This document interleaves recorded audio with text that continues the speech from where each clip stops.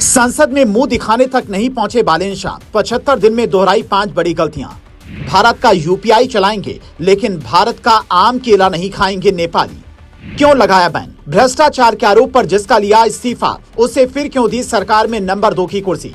क्या नेपाल की प्रधानमंत्री बालेन शाह से अपनी कुर्सी नहीं संभल रही है? अभी शपथ लिए सिर्फ 75 दिन का वक्त हुआ है, लेकिन इतने ही दिन में वो 5 ऐसी गलतियां कर चुके हैं जिसकी वजह से ही अपने घर में विरोधियों के निशाने पर आ चुके हैं। भारत को लेकर तो उन्होंने कुछ ऐसी नीतियां अपनाई हैं कि सीमावर्ती लोगों की परेशानियां बढ़ने लगी हैं।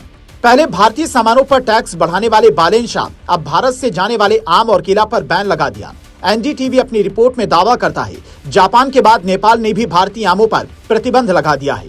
वजह यह बताई गई कि बॉर्डर क्वारंटीन फोर्स ने बीते दिनों आम में ज्यादा मात्रा में रासायनिक कीटनाशक मिलने की शिकायत दी थी, लेकिन ये वजह सिर्फ बताने के लिए है। बालेन शाह की सरकार जिस हिसाब से व्यापारियों को नुकसान पहुंचा रही है वो हैरान करने वाला है। गर्मी के सीजन में पके आम अगर नेपाल नहीं जाएंगे तो व्यापारियों को लाखों करोड़ों का नुकसान हो सकता है। तो सवाल है कि बालेन शाह ऐसी गलतियां क्यों कर रही हैं जिससे दोनों देशों के रिश्तों पर असर पड़े। कुछ दिन पहले ही उनकी पार्टी के मुखिया रवि लामिछाने दिल्ली पहुंचे थे, जहां पर उनकी मुलाकात पीएम मोदी से हुई। फिर नेपाल के विदेश मंत्री शिशिर खनाल भी दिल्ली पहुंचते हैं, जिसके बाद ये खबर आती है कि भारत का यूपीआई सिस्टम अब नेपाल में लागू होगा।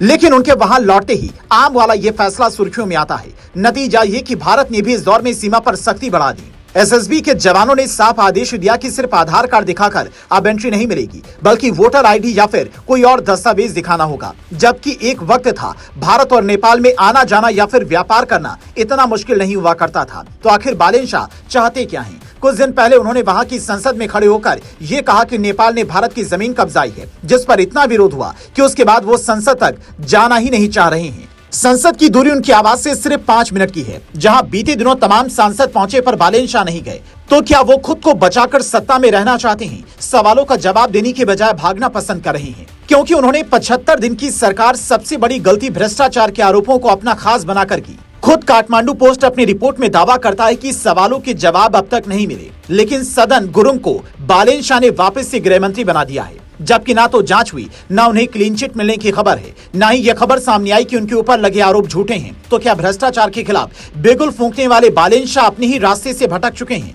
क्या बालेन शाह को यह पता ही नहीं चल रहा है कि प्रधानमंत्री की कुर्सी किस संतुलन के साथ संभालनी है? कभी वो भारत के खिलाफ बोलते हैं तो कभी चीन के खिलाफ सुर बुलंद करते हैं, कभी सीमा पर रहने वाले लोगों की परेशानियां बढ़ाते हैं, तो कभी सोशल मीडिया पर कोई बड़ा ऐलान कर लोगों को रिझाने की कोशिश करते हैं। पर अब जब वो प्रधानमंत्री की कुर्सी पर बैठ चुके हैं तो उन्हें इन प्रपंचों से हटकर नेपाल की जनता के लिए काम करना होगा, वरना वहां के जो हालात इस वक्त दिख रहे हैं उस हिसाब से बालेन शाह से उनके ही साथी खुश नजर नहीं आ रहे हैं।